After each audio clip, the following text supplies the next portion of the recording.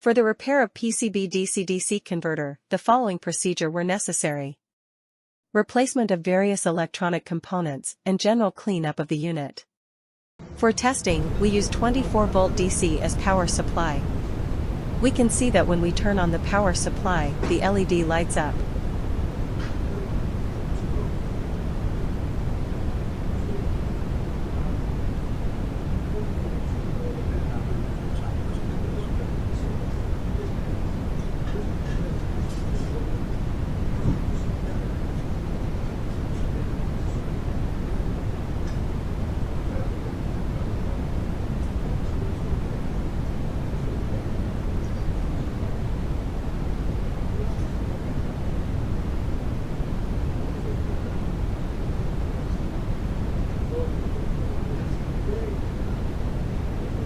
No further testing is possible due to lack of additional unit.